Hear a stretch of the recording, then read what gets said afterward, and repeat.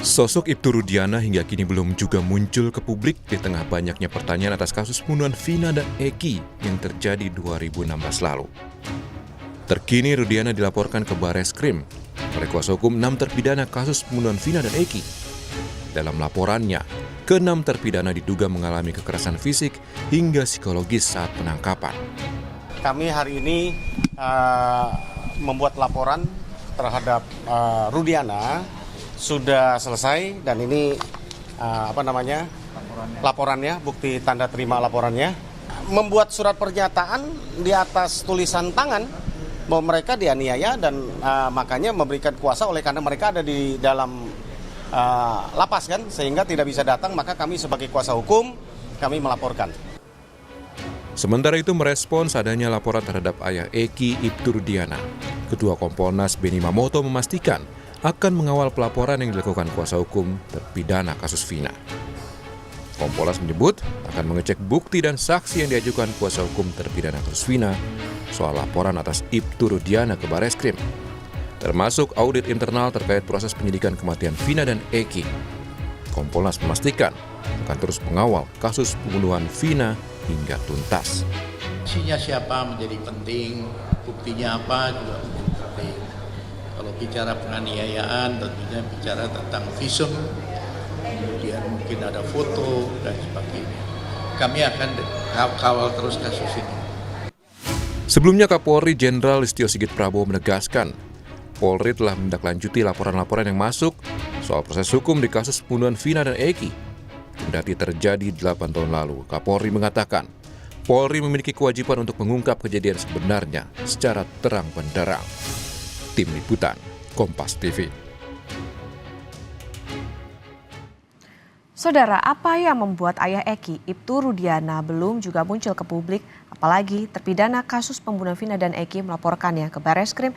Kita ulas bersama pengamat kepolisian dari ASS Bambang Rukminto. Selamat pagi Pak Bambang. Pagi, Yonta. Ya, Pak Bambang, jadi menurut Anda apa sebetulnya yang membuat Ibtu Rudiana belum juga muncul seakan seakan menghindari perkembangan begitu kasus Vina dan Eki? Ya, satu sisi kita berprasangka baik dulu ya. Mungkin itu Rudiana ingin melihat situasi lebih kondusif lebih dulu seperti itu. Tetapi sebagai anggota kepolisian tentu diharapkan segera muncul dan memberikan keterangan kepada publik. Gitu. Jangan sampai dipaksa lebih dulu dengan adanya laporan-laporan dari pihak yang dirugikan. Dalam hal ini adalah korban yang merasa dilaporkan dan ternyata tidak benar. Gitu. Harapannya selain itu pihak kepolisian juga segera mencari keterangan terkait dengan Ibtu Rudiana ini. Saya sih berharap sampai sekarang Ibtu Rudiana masih berada di Cirebon, tidak kemana-mana gitu. Makanya dalam waktu dekat ini pihak Ibtu Rudiana maupun Polres Cirebon sebagai instansi beliau bertugas itu segera membawa Ibtu Rudiana untuk ke publik seperti itu. Ya Pak Bambang, artinya kalaupun memang menunggu situasi kondusif harusnya jangan sampai ada semacam harus didorong dulu dengan adanya pelaporan-pelaporan. Nah Pak Bambang, bagaimana Anda melihat soal adanya dugaan ataupun juga spekulasi soal Ibtu Rudiana ini diduganya menutupi kasus lain? Apa dasarnya jika memang demikian? Ya, pasti asumsi itu akan muncul di masyarakat karena sejak awal kasus ini berjalan, ini memang banyak kejanggalan gitu. Sebagai sebuah peristiwa pembunuhan, penyelidikan itu harusnya melalui laporan tipe A dulu. Jadi pihak kepolisian lah yang menemukan adanya peristiwa itu. Tetapi faktanya kan penyelidikan itu diawali dari laporan model B yang dilaporkan oleh orang tua korban, dalam hal ini Ibtu Rudiana. Menjadi lebih janggal lagi ketika Ibtu Rudiana ini juga terlibat dalam melakukan penyelidikan yang kemudian ada unsur subjektivitas yang menjauh dari upaya profesionalisme kepolisian seperti itu. Artinya bisa dikatakan prosesnya dalam pengusutan kasus ini pun juga sejak awal bisa dikatakan janggal ya Pak ya. Jadi kalau menurut Pak Bambang, apakah Ibtu Rudiana ini artinya menjadi salah satu saksi kunci untuk mengungkap dugaan kejanggalan dari proses penyidikan kasus Vina dan Eki? Benar, informasi awal itu dimulai dari Ibtu Rudiana ini. Dari yang sebelumnya adalah kecelakaan tunggal, kemudian terkait dengan dugaan adanya peristiwa pembunuhan, ini Ibtu Rudiana ini yang melaporkan. Makanya tadi yang saya sampaikan ada laporan model B yang disampaikan oleh Ibtu Rudiana. Tentu Ibtu Rudiana ini adalah pihak yang sangat vital, memberikan keterangan-keterangan di awal seperti itu. Dari mana dia memperoleh bukti-bukti sehingga melaporkan 11 orang tersebut. Kalau kemudian saksinya siapa, bagaimana peristiwanya, itu tentu harus diselidiki dan ditelusuri lebih mendalam seperti itu. Pak Bambang, kalau kita runut ke belakang Pak, ada dugaan juga Ibtu Rudiana ini ikut dalam proses penyidikan. Padahal bisa dikatakan itu bukan tugasnya. Nah ini apakah bisa dikatakan sebagai pelanggaran atau seperti apa Pak Bambang? Ya tentu tidak etis ya seorang korban dilibatkan dalam sebuah penyelidikan. Tentu akibatnya adalah muncul subjektivitas sehingga ada bias dalam upaya penyelidikan itu yang seharusnya lebih objektif dan harus dibuktikan secara ilmiah juga itu. Hanya saja kemarin kan di Propam Mabes Polri sudah menyampaikan bahwa tidak ada pelanggaran di situ. Ini yang membuat janggal gitu. Makanya dan terbukti kejanggalan itu dengan Peggy Setiawan yang dibebaskan di pra peradilan gitu seperti itu.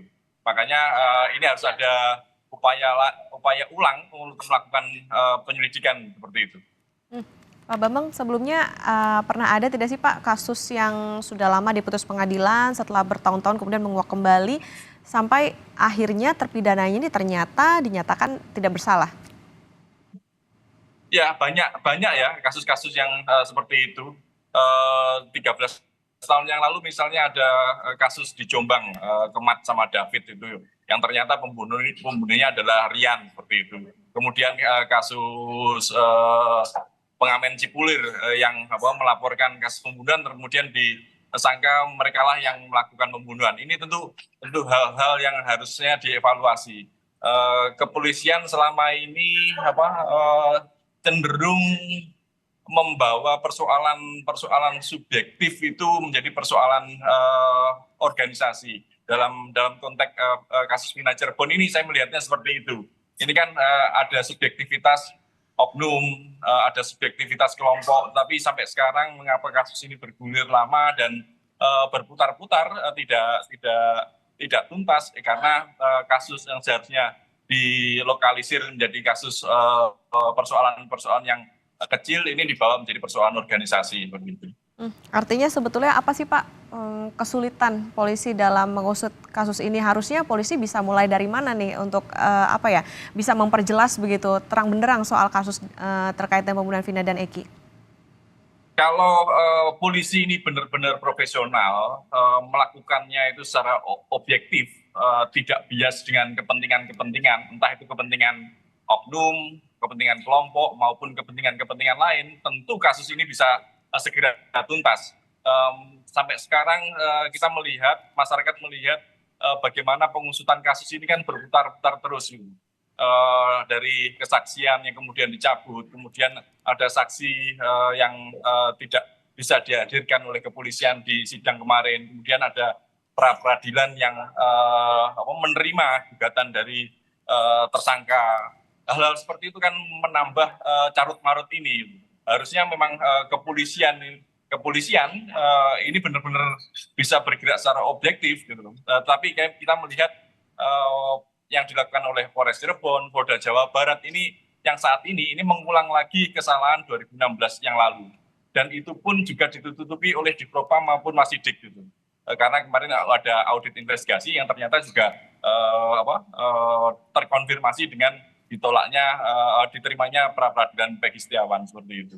Makanya ini harapannya sih Barreskrim turun tangan sendiri dan Kapolri benar-benar melakukan pengawasan ya pada penyidik di lapangan, terutama pada Barreskrim, agar kasus ini bisa dituntaskan. Karena kalau tidak, reputasi kepolisian lah yang akan jadi korban seperti itu. Ya, artinya harus ada asistensi benar-benar dari Barreskrim Polri karena tadi ya Pak ya dikhawatirkan adanya tidak objektif ataupun juga bias begitu. Tentu yang juga diharapkan adalah kemunculan dari ayah Eki ini Ibtu Rudiana untuk memperjelas tentunya bagaimana kesaksian. Karena tadi seperti Pak Bambang bilang soal Ibtu Rudiana ini menjadi saksi kunci untuk bisa membuka secara jelas bagaimana kasus pembunuhan Vina dan Eki. Terima kasih Pak Bambang Rukminto, pengamat kepolisian dari ASN sudah bersama di Sapa Indonesia Pagi. Selamat sehat Pak.